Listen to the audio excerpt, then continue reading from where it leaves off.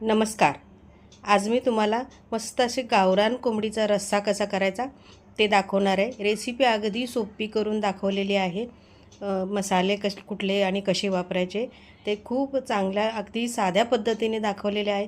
आणि हे जे इथे मी सांगितलेले मसाले आहेत की नाही, आधी तुम्ही करून ठेवले तर पटकन होते. तर त्यासाठी इथे मी आधी चिकन कुठलं घेतले ते दाखवते. तर इथे गावरान अख्खी कोंबडी, आता हे घ्यायची कशी, तर गावरान कोंबडी जर तुम्ही घेणार असाल तर ती अर्धी मिळत नाही, ती अख्खीच घ्यावं लागते. आणि शक्यतो आपण गेल्यानंतरच ते चिरून साफ करून देतात, वजन वगैरे बघून मग साफ करून देतात. तर तशी 1-1.5 किलो भरेल एवढी अख्खी कोंबडी घेतली होती जिवंत. ती साफ करून अगदी एक किलोच्या आसपास भरते. अगदीच फार 1 किलोच्या पुढे जात नाही किंवा अलीकडे येत नाही. 1 किलोच्या जवळपास अशी ही भरते. जेवढं तुम्हाला पाहिजे त्या पद्धतीने करा. मग त्यापेक्षा जास्त पाहिजे असेल तर मग 2 कोंबड्या तुम्हाला घ्याव्या लागतील, किंवा तेवढी मोठी तर नसतेच. अगदी 1-1.5 किलो 2 किलोपर्यंतच ही कोंबडी असते. तर हळद मीठ लावून ठेवलं मी एक अर्धा तास. आणि आता त्यासाठी लागणारा छान मसाला करायचा आहे. मसाला तुम्ही अगदी व्यवस्थित बघा, कारण मसाला मी कसल्या पद्धतीने केलेला आहे ते तुम्हाला दाखवते. आणि हीच पद्धत मी नेहमी चिकन मटण करताना वापरत असते मसाल्याची. तेव्हा 1-2 मोठे कांदे मोठे चिरून घेतले आणि थोडंसं तेल घेऊन त्याला कांदा छान भाजून घ्यायचा आहे.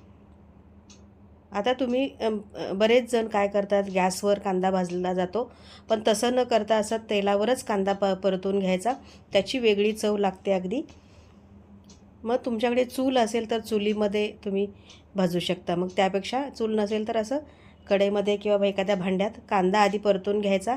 कांदा छान लालसर झाला की मग ओलं खोबरं घ्यायचं. इथे एक अर्धा नारळ मी घेतला आहे. आता तुम्ही खोवून घेऊ शकता किंवा आणखी बारीक तुकडे करून घेऊ शकता. माझ्या मिक्सरमध्ये एवढे मोठे असले तरीसुद्धा बारीक होतात. आता त्यामध्ये एक मूठभर कोथिंबीर घातली आणि आता कोथिंबीरसुद्धा परतून घेतली. आधी कांदा आणि खोबरं छान लालसर होसपर्यंत परतून घेतलं. आता यामध्ये आलं लसूण पेस्ट, आता ही आलं लसूण पेस्ट घरीच बनवलेली आहे. मी नेहमी बनवून ठेवते, तुम्हाला माहिती आहे. आता ही बनवायची कशी जर तुम्हाला माहीत नसेल तर आपल्याकडे आपल्या चॅनलवर व्हिडिओ आहे, तो बघून घ्या. आता हे जे आहे ना, हे सुकं खोबरं आहे. हे सुद्धा तुम्हाला माहिती आहे, मी प्रत्येक भाजीमध्ये प्रत्येक मसाल्यात घालते.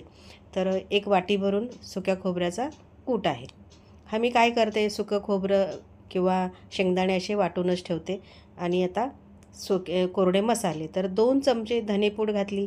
आता याचाही व्हिडिओ आपल्या चॅनलवर आहे, बघून घ्या. धनेपूड, जिरेपूड आणि गरम मसाल्याची पूड, हे सगळे व्हिडिओ आपल्या चॅनलवर आहेत. तर जिरेपूड घातली 1 चमचा, भाजलेले आहे बरं का हे. आणि गरम मसाला 1 चमचा.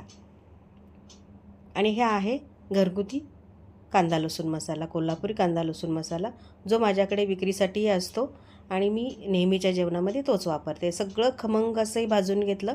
आता ह्या मसाल्याचा एक वेगळा व्हिडिओ मी केलेला आहे, तुमच्याबरोबर लवकरच शेअर करणार आहे.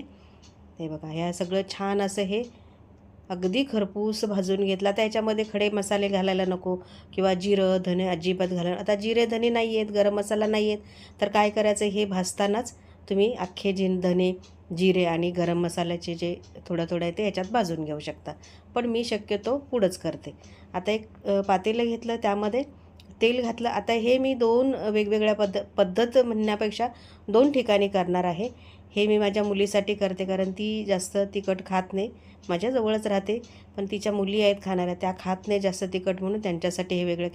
अगदी दोन्ही सेमच करणार आहे, फक्त याच्यामध्ये तिखट कमी लागणार आहे. त्यासाठी मी दोन्ही कालवणांसाठी कांदा चिरलेला आहे. त्यातला अर्धा कांदा इथे घातला. तेल घातलं 2 चमचे. तेल तिला शक्यतो फार कमी वापरते ते, त्यामुळं तिच्या कालवणामध्ये तेल मी कमी घातलं. आमच्याकडे थोडंसं जास्त खातात, म्हणून मग तिखटही जास्त वापरलं आहे आणि तेलही जास्त वापरलं आहे. अगदी हीच पद्धत आहे, फक्त 2 वेगळ्या तिखटामुळे मी वेगवेगळं केलं आहे. आणि आता हे चिकन आहे, तिला द्यायचं, ते वेगळं काढून घेतलं होतं त्याच्यातलं, ते घातलं. आता याला छान परतून घ्यायचं आहे. तेलामध्ये चिकन परतून घ्यायचं आहे. जर तुमची लहान मुलं असतील, पिवळं पाणी काढायचं असेल, तर मात्र काय करायचं, मग एवढं तेल घालायचं नाही किंवा एवढा कांदाही घालायचा नाही. शिजवून घ्यायचा आधी थोडासा कांदा घालून. पिवळं पाणी काढून घ्यायचं आणि मग मी वेगळं थोडंसं दोन्हीतलं थोडंसं चिकन वेगळं काढून त्याचं पाणी वेगळं काढलं होतं. त्यासाठीही मी डायरेक्टच फोडणीला घातलं आहे. झाकण लावून याला छान शिजवून घ्यायचं आहे, परतून घ्यायचं पाणी आटूसपर्यंत. आणि आता हा वाटलेला मसाला हा असा दिसतो, बघू शकता तुम्ही. जास्त खडे मसाले मग कुठला कमी झाला कुठला जास्त झाला असं व्हायला नको, म्हणून एकदमच जिरेपूड, धनेपूड आणि गरम मसाला पूड मी नेहमी बनवून ठेवते. खोबरं, सुकं खोबऱ्याचा कूट करते, शेंगदाण्याचं कूट करून ठेवते, म्हणजे 8-15 दिवस राहतं. आता हा मसाला चांगला छान परतून घेतला.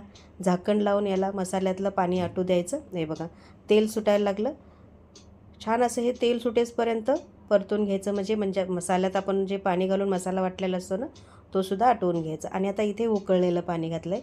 अगदी पातळ असा रस्सा आमच्याकडे खातात, म्हणून मी ह्याच पद्धतीने करते. आता याच पद्धतीने किंवा जे आधीचे व्हिडिओ अपलोड केलेले आहेत, थोडीशी मागे पुढे पद्धत असू शकते, तेही व्हिडिओ बघून घ्या, आपल्या चॅनलवर आहेत.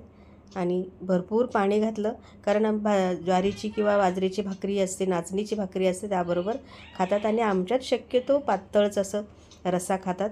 आणि गावरान कोंबडीचा हा पातळच रस्सा खायला चांगला लागतो. याला झाकून ठेवायचं, थोडंसं याला झाकण बाजूला करायचं आणि याला उकळू द्यायचं आणि चिकन चांगलं शिजवून घ्यायचं. तेलात तर आपण शिजवलेलंच आहे, पण अजूनही थोडंसं शिजवून घ्यायचं. आणि बघू शकता मस्त असा हा रस्सा तयार झाला. अतिशय रुचकर, चवीला इतका छान लागतो ना हा रस्सा. मी तर अशाच पद्धतीने करते. आमच्याकडे मसाला जास्त घातलेला खात नाही, त्यामुळं मी शक्यतो असे पातळच रस्सा करते. आणि अशा पद्धतीने हा हिचा कमी तिखटाचा रस्सा तयार झाला.